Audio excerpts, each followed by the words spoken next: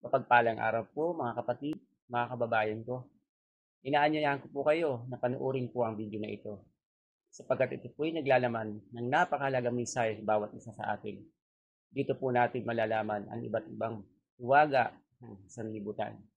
At ang mensahe po ng video na ito, malamang po na ito na ang sagot sa matagal ng katanungan sapagkat ang aral po na ito ay makatotohanan at magdadala po sa inyo tungo sa kapayapaan. Tara, atin na pong panoorin.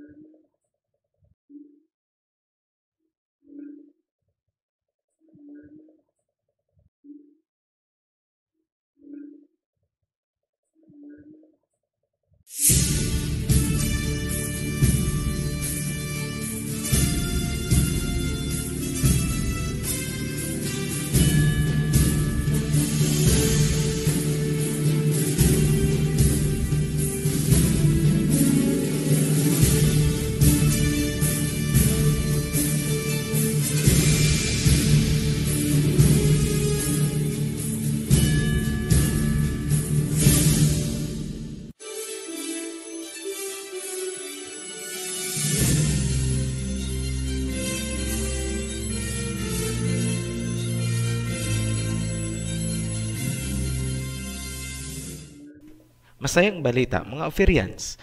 Ito ang pangpito at panghuling video ng Creation Series. Sa nakaraang video, nag-iwan tayo ng mga katanungang nais nating linawin sa video na ito. Una, ano ang kasamaan o kasalanan ng mga tao bakit nagkaroon ng baha? Pangalawa, kasama ba ang lahi ni Seth sa mga naging masama? Pangatlo, ano ang nangyari sa serpent seed noong bumaha? Nailahad natin sa nakaraang video na ang serpent seed ay nagsimula kay Cain, ngunit kailangan nating alamin paano nag-survive ang kanilang lahi sa baha. Maraming katibayan na ang serpent seed ay nag-survive. Makikita yan sa kanilang customs gaya ng serpent, divination, at mga occult symbolism na hindi pinapansin. Pero kung ititrace natin, nagsimula sila sa Babylon at ang mga civilizations na malapit sa Mount Ararat kung saan sumadsad ang Noah's Ark. Yan ang sinasabi sa Bible na Mystery Babylon. Susundan natin ang serpent seed at alamin ang kanilang ginawa para alam natin kung saan tayo lulugar. Alamin muna natin kung kailan nangyari ang baha. Dalawa ang ating paraan para malaman. Una ay ang patriarch timeline mula sa Genesis, ang pangalawa ay ang level of technology na inabutan ng baha. Gamit ang patriarch's timeline na ibinigay ng Genesis, lumalabas na ang baha ay nangyari noong si Noah ay 600 years old na tumatapat naman sa 2492 BCE or 2492 bago isilang ang Misaya. Ibig sabihin, 4,511 years na ang lumipas mula sa kasalukuyang taong 2019. Paano natin nasabi?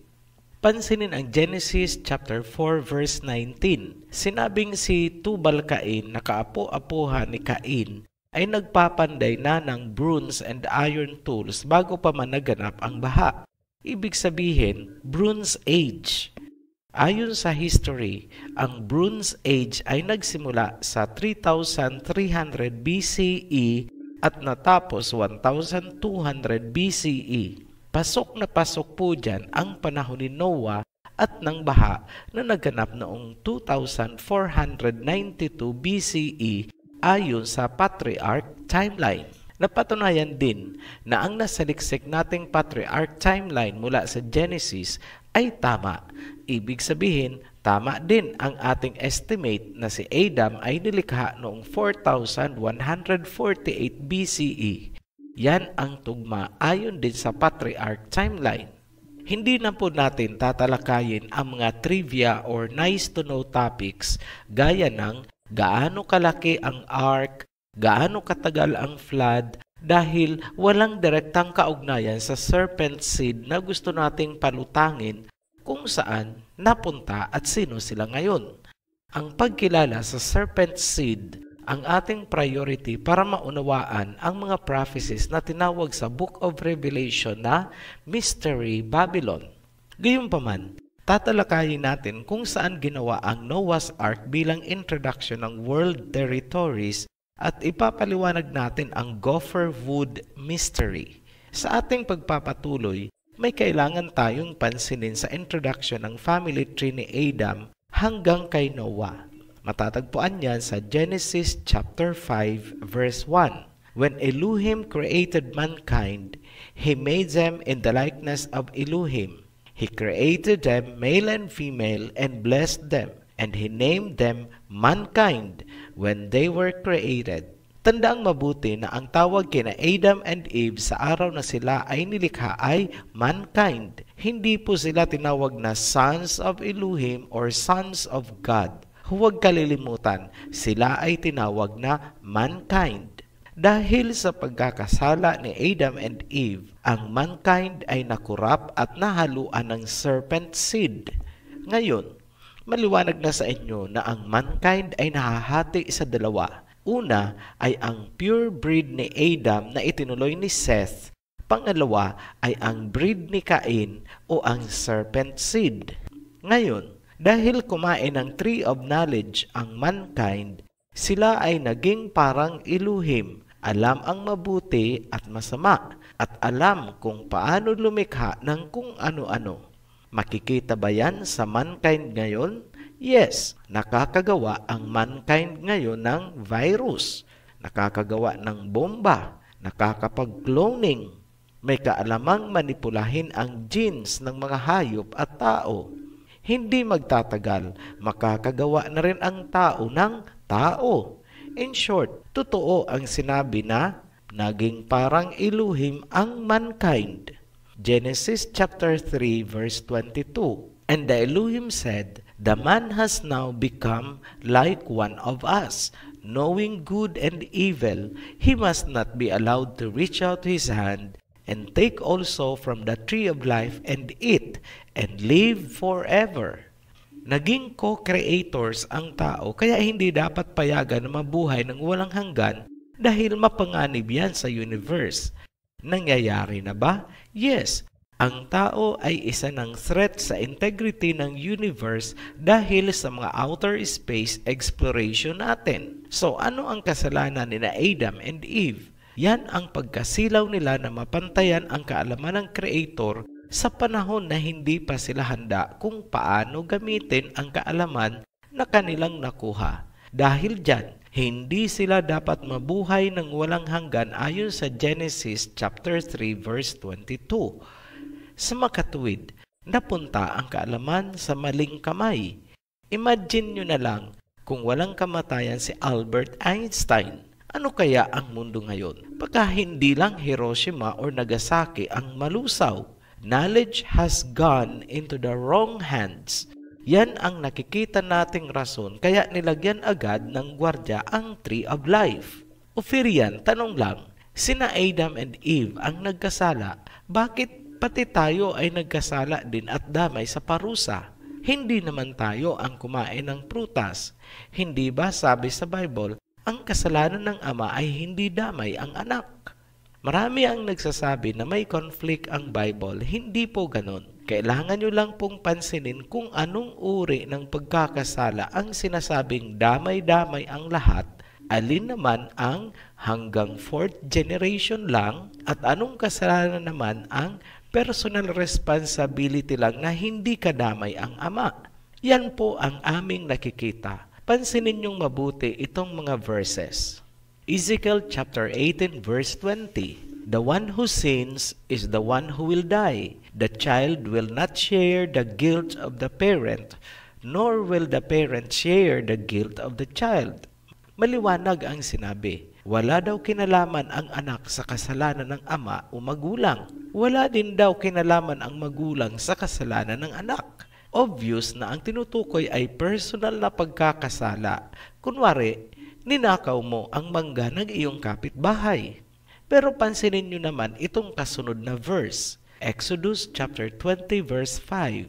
You shall not bow down to them or worship them, For I, the Elohim, am a jealous El, punishing the children for the sin of their parents to the third and fourth generation of those who hate me. Maliwanag, hanggang fourth generations ay damay sa parusa kung ang kasalanan ay may kinalaman sa graven images o mga rebulto at pagkasuklam sa Creator.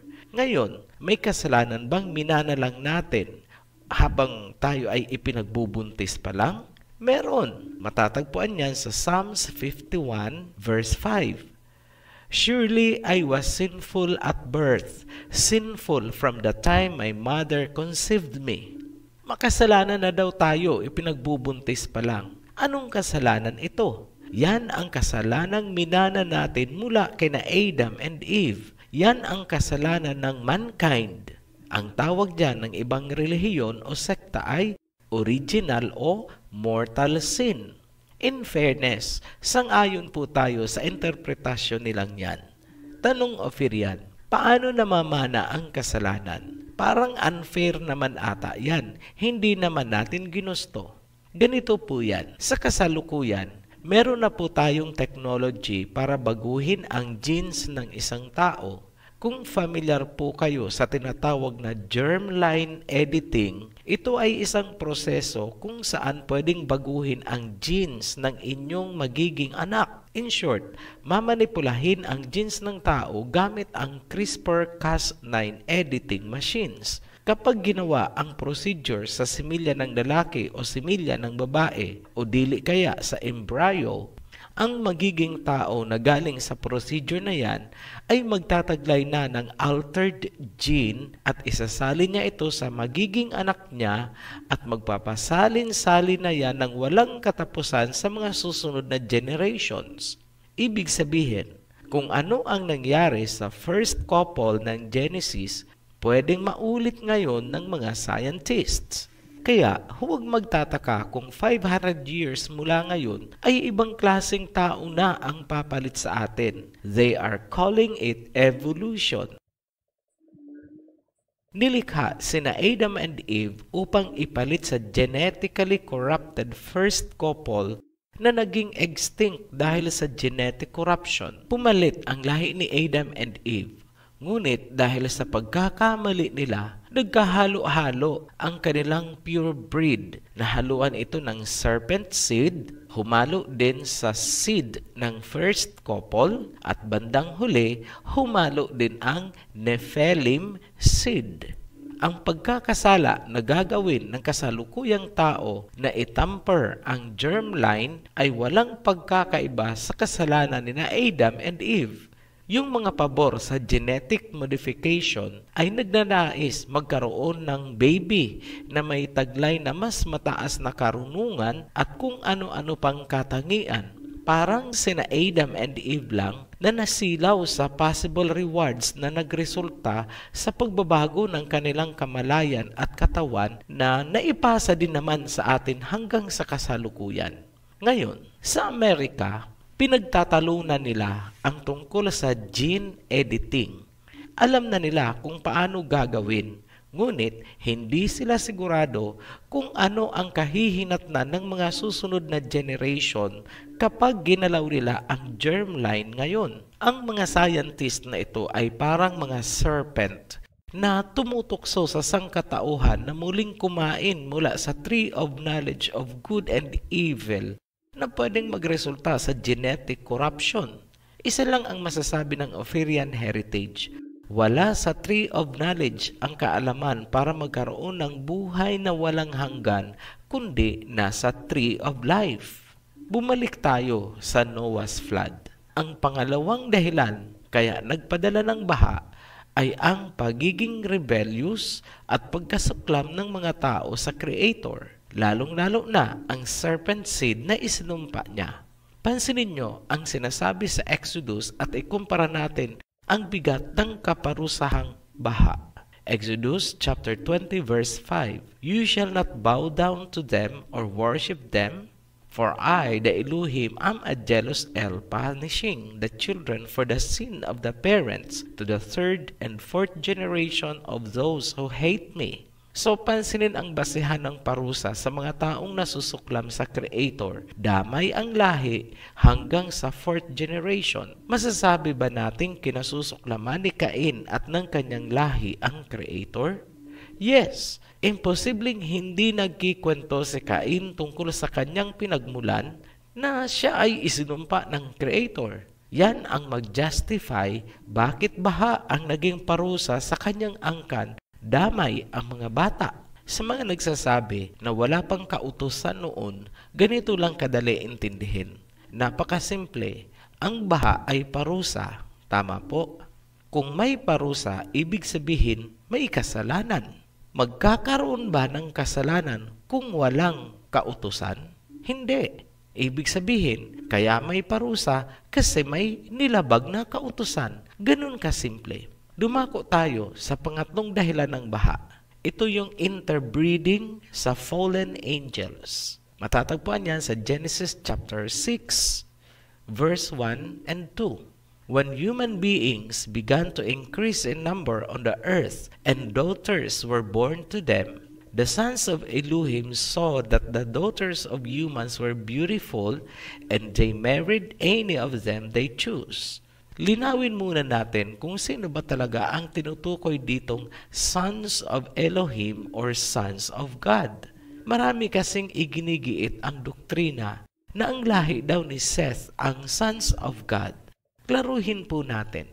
Job chapter 38 verse 7. When the morning stars sang together and all the sons of Elohim shouted for joy. Ano ang tinutukoy dito sa verse?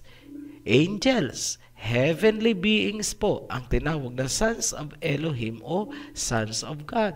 Tingnan naman natin ang Job chapter 1 verse 6. Now there was a day when the sons of Elohim or sons of God came to present themselves before the Elohim, and Satan also came along with them. Ano ang tinutukoy na sons of God or sons of Elohim? Angels ulit, heavenly beings. Sa 1 John naman, chapter 5, verse 20, we know also that the Son of Elohim has come and has given us understanding so that we may know Him who is true. Ano ang tinutukoy dito na Son of Elohim? Ang Messiah, heavenly being ulit. Ito pa, isa na lang.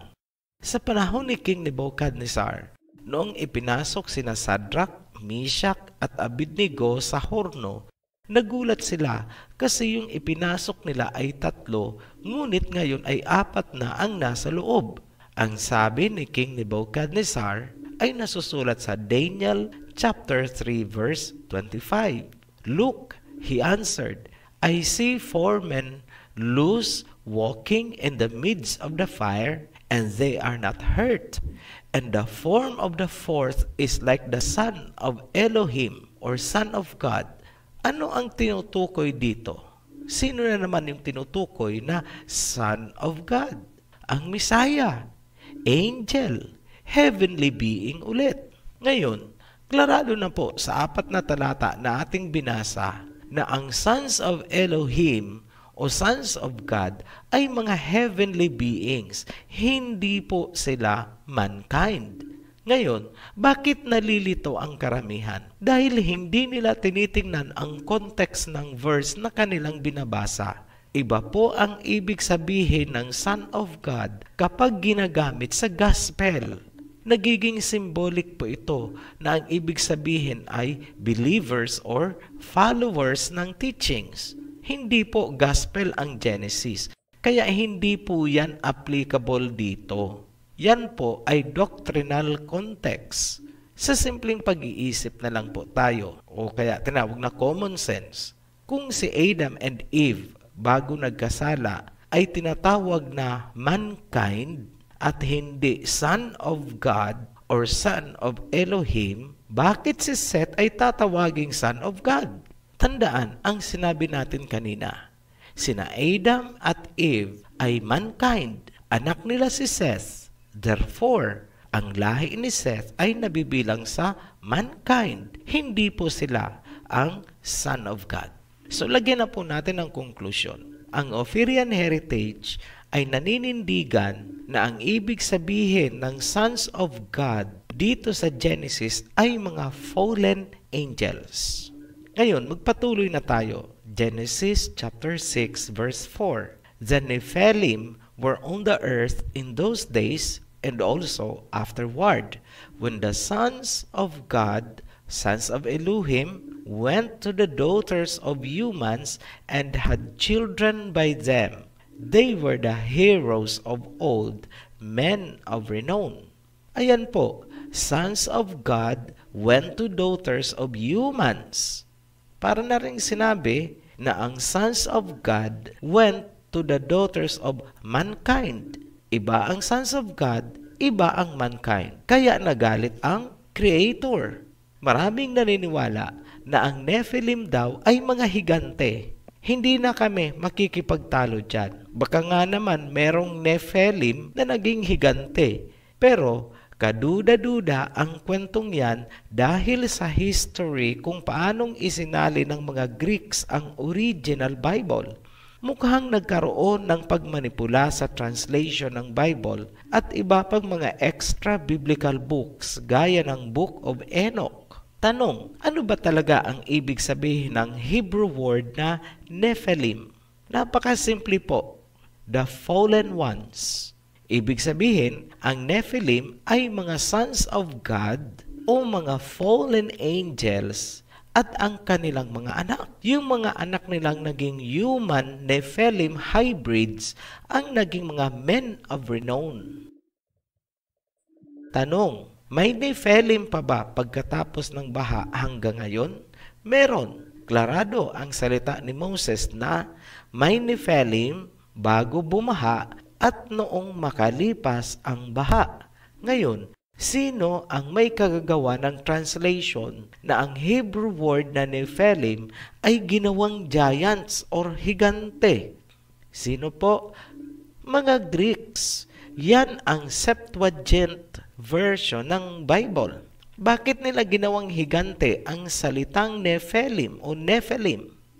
Unang rason, apektado daw kasi ang mga Greek gods and goddesses. Malamang familiar naman kayo kina Zeus, kina Hera, Athena, Hermes, sino pa ba? Atlas, Neptune, Venus, Apollo, Heracles o Hercules. At kung sino-sino pa, marami po yan.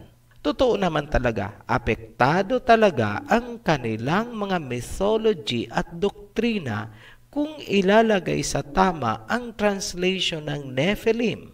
Tila ayaw nilang masapawan ang kanilang mga gods and goddesses. Pangalawang rason, bakit nila ginawang gigantes ang translation ng salitang Nephilim ay para daw ito ay maging meaningful sa kanilang Hellenistic readers dahil masyado daw complicated ang sinasabi sa Genesis na human, divine, or angelic hybrids. Yan ang simula kung paanong nasira ang nilalaman ng Aramaic Hebrew Bible nung isinalin ito sa Greek. Sundan niyong mabuti. Mula sa corrupted Greek Bible, isinalin naman papunta sa Latin. At yun ang tinatawag na Latin Vulgate Bible. Tinangkilik ng Latin translation ang korupsyon o pagyurak na ginawa ng mga Greeks. Mula naman sa Latin Vulgate, isinali naman ang Bible sa English at mula sa English, papunta na sa iba't ibang lingwahe hanggang sa nagkaroon tayo ng Tagalog version kung saan ang Nephilim ay naging higante. Ang mga Greek ang nagpasimula sa kasinungalingang ang Nephilim ay higante. Ngayon, bakit sinira ng mga Greeks ang unang translation ng Bible? Simple lang, ito ang nakikita namin. Para hindi mabunyag sa buong mundo ang iniingatang seed ni Cain mula sa Mystery Babylon pagkatapos ng baha. Ipapaliwanag natin yan sa mga susunod na video. Klarado na po sa atin na ang fallen angels o sons of God at ang kanilang mga anak sa mankind ay ang tinatawag na Nephilim.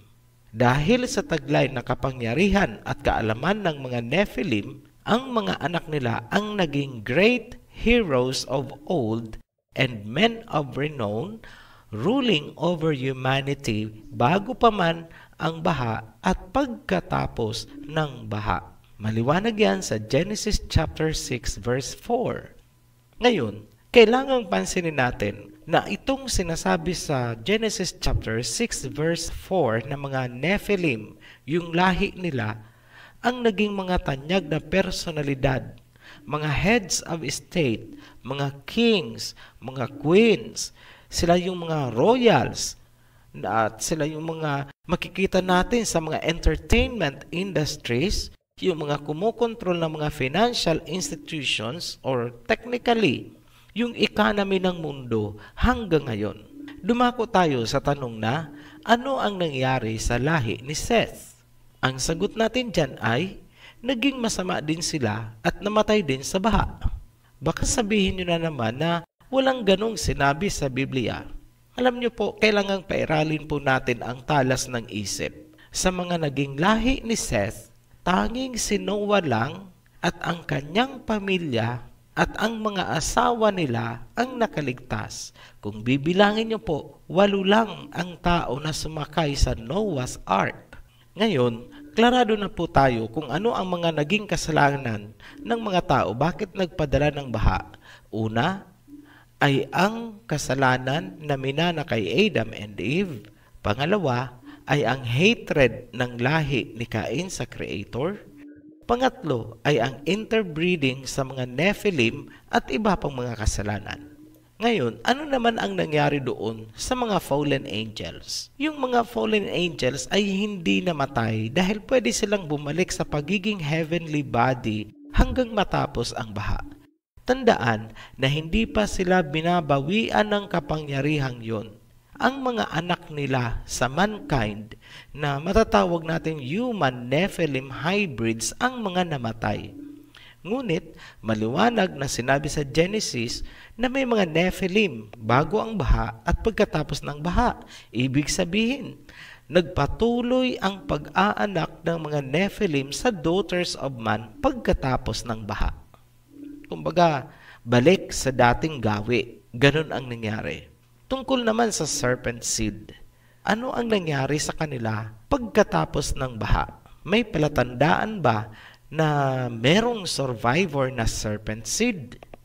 Yes, napakaraming artifacts ang natagpuan mula sa Greece, Middle East at Europe na nagpapatunay na ang serpent seed ay patuloy na nabuhay at dumami pagkatapos ng baha. Makikita yan sa kanilang mga civilizations. Banggitin natin dito bilang paunang halimbawa ang civilization ng Greece. So pag-usapan natin yung mga Greeks. Para sa ancient Greeks, hindi niloko ng serpent sina Adam and Eve, bagkus iminulat ang kanilang mata sa liwanag at sila ay pinalaya.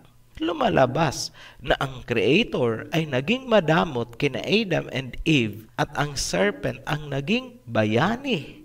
Sa isang reconstructed pictograph na matatagpuan sa silangang pasukan ng Temple of Zeus sa Olympia, circa 440 BC, makikitang tinulungan ni Athena si Nimrod, na tinatawag ding Heracles or Hercules sa Greek mythology, na itulak ang Creator at ang kalangitan palayo. Kapalit ng ginawa nilang pagtulak ay binigyan sila ni Lamech ng mansanas mula sa serpent. Si Lamech na tinawag sa Greek na Atlas ang huling ruler or king ng lahi ni Cain na inabutan ng baha. Sa isang vase naman na ginawa noong 525 BC, ipinakita si Cush o Hermes at si Nimrod o Heracles. Si Nimrod ang pumipitas ng mansanas mula sa puno na napupuluputan ng serpent at ipinapasok niya ito sa kanyang basket. Ang inilarawan sa vase ay senaryo na pagkatapos ng baha.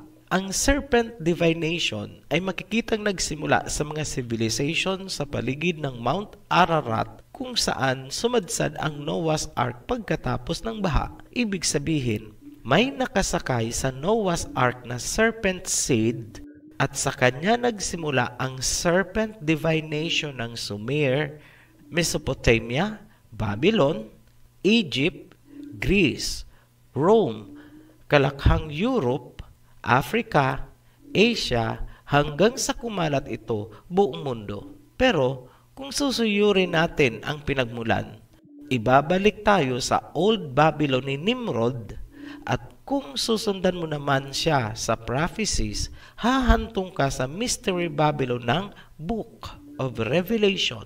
Sa kasalukuyan, ang serpent seed na nahaluan ng Nephilim seed ang pinakamayayaman at pinakamakapangyarihang mga tao sa mundo. Ang serpent genetic line nila ang kumukontrol sa mga maliliit na bansa, at lahat yan ay inilarawan sa mga prophecies. Ang malaking tanong, di ba Ophirian, 8 lang ang nag-survive sa baha ni Noah? Sino sa kanila ang serpent seed? Ipapaliwanag natin yan sa susunod na video. Muli po kaming nagpapasalamat sa inyong patuloy na pagtangkilik sa ating mga videos. Hanggang sa muli, mabuhay ang Ophirians. Mga kapatid, kung niyo pong napanood ang kabuuan ng video na ito at kung niyo pong nagustuhan ang mensahe at aral, paki-like, subscribe, and share po. Marami pong salamat. Be blessed. Shalom.